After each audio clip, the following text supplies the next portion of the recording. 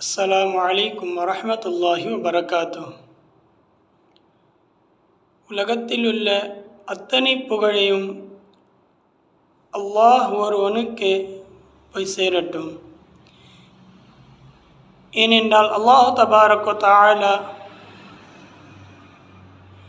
நமக்கெல்லாம் ஏதாவது தேவைப்பட்டால் அந்த தேவையை நாம் அல்லாஹ்விடத்தில் கேட்பதற்காக தொழுகை நமக்கு கொடுத்திருக்கிறான். அந்த தொழுகையின் மூலம் நாம் அல்லாஹ்விடத்தில் கேட்டால் அல்லாஹ் தபாரக் வ தஆலா நமக்கு தேவையானவை நாம் முறையாக கேட்டால் அந்த முறையில் அல்லாஹ் தபாரக் வ தஆலா கண்டிப்பாக தருகிறான். இப்படிப்பட்ட நம்முடைய தேவை பூர்த்தி செய்வதற்காக அல்லாஹ் தபாரக் வ தஆலா கொடுத்த இந்த தொழுகை உலகத்தில் உள்ள அத்தனை புகழையும் அல்லாஹ் ஒருவனுக்கே போய் சேரட்டும். ஏனென்றால் அப்படிப்பட்ட தொழுகை நமக்காக கொடுத்திருக்கிறான், நாம் மிக லேசாக கேட்பதற்காக. அல்லாஹ்வினுடைய திருநாமத்திற்கு முன்னால் எவ்வித பொருளும் அதற்கு ஈடாக ஆகாது.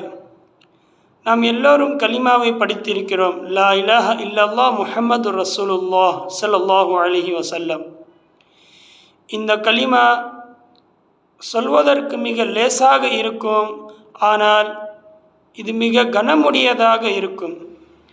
நாளை கயாமத் நாளில் இந்த கலிமாவிற்கு தான் அல்லாஹ்விடத்தில் மதிப்பு இருக்கும், வேறு எந்த பொருளுக்கும் மதிப்பு இருக்காது. இந்த கலிமாவிற்கு மட்டும்தான் மதிப்பு இருக்கும். வேறு எந்தவித பொருளுக்கும், காசிற்கும், பணத்திற்கும் அல்லது தங்கத்திற்கும் வெள்ளிக்கும் எந்தவித பொருளுக்கும் அல்லாஹ்விடத்தில் நாளே கயாமத் நாளில் மஹ்ஷர் மைதானத்தில் எந்தவித பொருளுக்கும் அல்லாஹ்விடத்தில் மதிப்பு இருக்காது. ஒரே ஒரு நாமத்திற்கு மட்டும்தான், திருநாமத்திற்கு மட்டும்தான் மதிப்பு இருக்கும். அதுதான் அல்லாஹ்வுடைய திருநாமம் லா இலாஹ இல்லல்லாஹ் முஹம்மது ரசூலுல்லாஹ். இந்த கலிமாவிற்கு மட்டும்தான் நாளை கியாமத் நாளில் அல்லாஹ்விடத்தில் மதிப்பு இருக்கும்.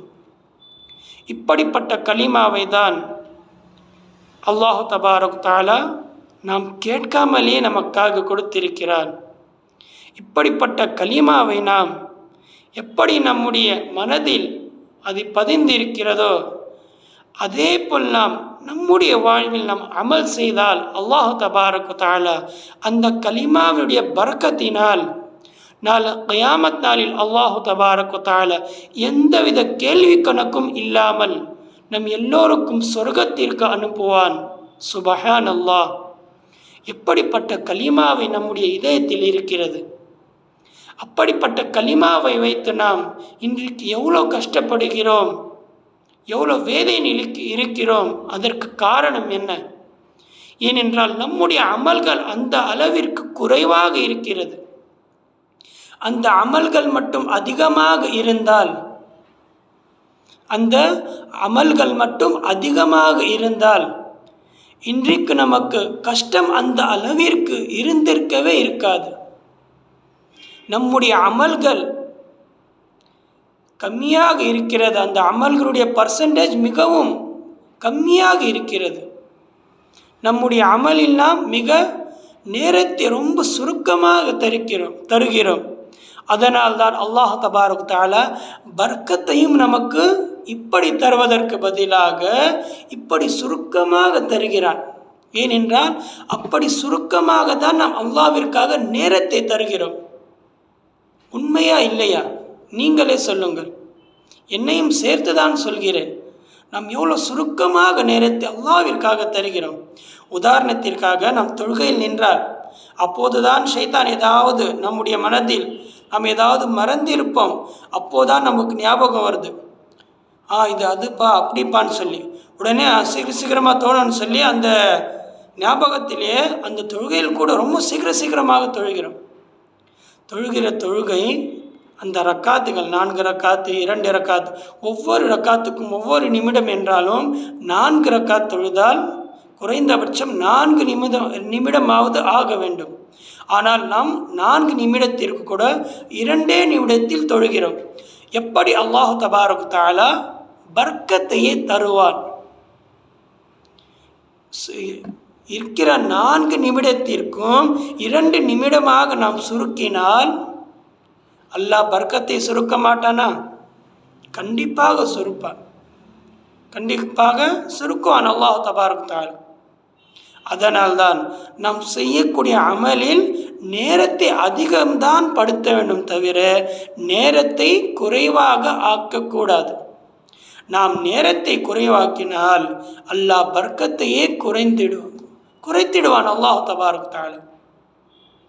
பர்க்கத்தை குறைந்து விட்டால் நமக்கு கஷ்டம் அதிகமாகிவிடும், நமக்கு டென்ஷன் அதிகமாகிவிடும்,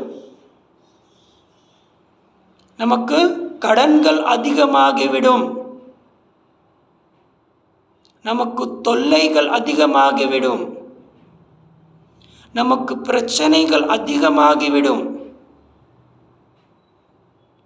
நமக்கு பிபி அதிகமாகிவிடும், நமக்கு நோய்கள் அதிகமாகிவிடும், நம்முடைய செலவுகள் அதிகமாகிவிடும்.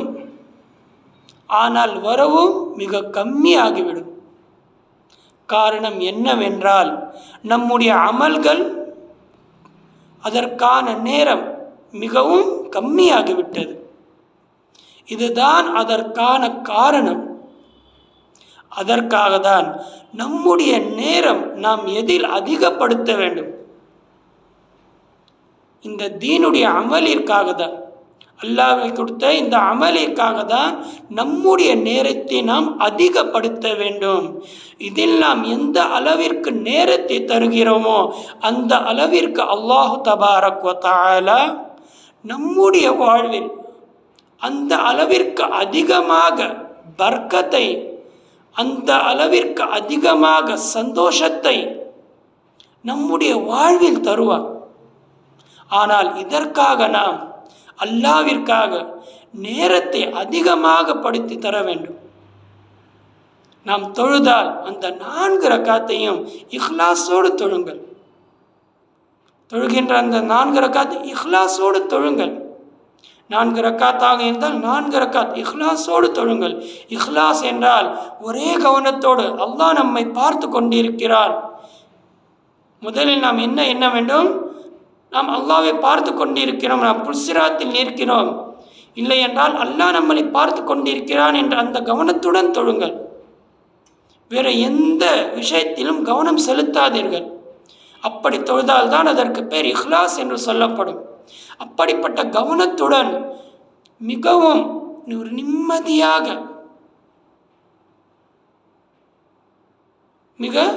மிகவும் கவனத்துடன், ரொம்ப அர்ஜென்ட்டாக இல்லாமல் ஒரு பொறுமையாக தொழுங்கள். அந்த தொழுகைக்கு பெயர் தான் இஹ்லாஸுடைய தொழுகை. அப்படிப்பட்ட தொழுகையை நீங்கள் தொழுத பிறகு துவாவை கேட்டு பாருங்கள். கண்டிப்பாக துவா கபூல் ஆகிறதா இல்லையா என்று அதையும் நீங்கள் பாருங்கள். இன்ஷா அல்லாஹ் கண்டிப்பாக துவா கபூல் ஆகும். அமல் செய்யலாமா? இன்ஷா அல்லாஹ். அல்லாஹு தபாரக் தஆலா நம் எல்லோரையும் கேட்டதை விட அதிகமாக அமல் செய்வதற்கு அல்லாஹ் தௌஃபீக் செய்வானாக. ஆமீன். வ ஆகிரு தஅவானா அல்ஹம்துலில்லாஹி ரப்பில் ஆலமீன். அஸ்ஸலாமு அலைக்கும் வ ரஹ்மத்துல்லாஹி வ பரகாத்துஹு.